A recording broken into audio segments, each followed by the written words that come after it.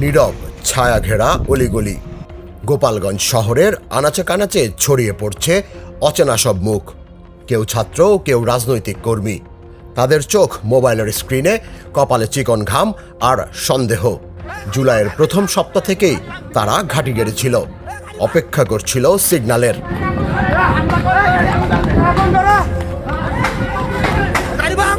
গোপালগঞ্জ শহরের অলিগলি যেন এক অদৃশ্য যুদ্ধক্ষেত্র। এনসিপির জুলাই পদযাত্রাকে কেন্দ্র করে কয়েকদিন ধরেই জমছিল অশনি সংকেত।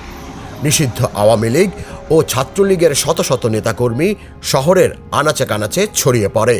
তাদের হাতে ছিল অস্ত্র, মনে ঘৃণা, আর প্রস্তুতি চলছিল হামলার। ফেসবুক লাইভ, গোপন হোয়াটসঅ্যাপ গ্রুপে ছড়ানো হয় ভয়াবহ সব গুজব। তাদের লক্ষ্য বঙ্গবন্ধুর সমাধি।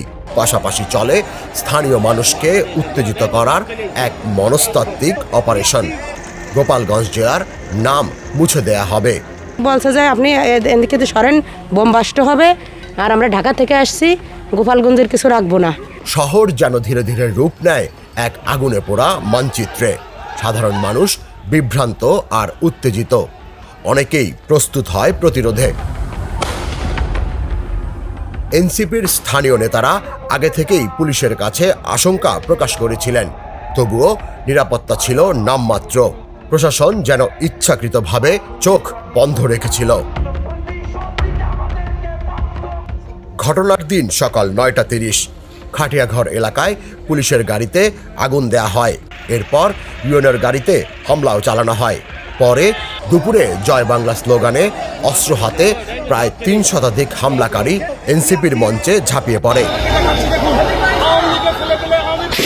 পুলিশও তখন পিছু হটে পালায় আদালত ভবনে। ঘটনার দিন দুপুর ২টা ৫। সমাবেশ শুরু ৩৫ মিনিটের মধ্যে আবারও ভয়াবহ হামলা। গাড়ি বহরে ফেরার পথে ইটপাটকেল, লাঠিচার্জ, রাস্তায় গাছ ফেলে অবরোধ। জেলা প্রশাসকের কার্যালয়, জেলা কারাগারও হামলার শিকার হয়।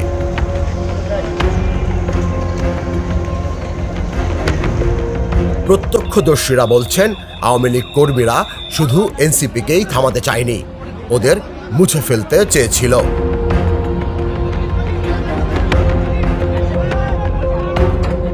গোয়েন্দা বিশেষজ্ঞরা বলছেন, এটি কোনো গোয়েন্দা ব্যর্থতা নয়, দায়িত্ব পালনের এক ভয়ানক গাফিলতি।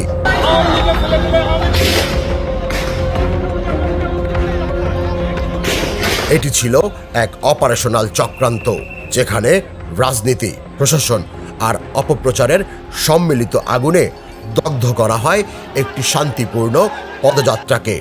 কিন্তু প্রশ্ন থেকেই গেল, মূলত এই সহিংসতার নায়ক কারা? তারা কি এখনো গোপালগঞ্জেই অবস্থান করছেন? তুষার ইসলাম, জাগো নিউজ।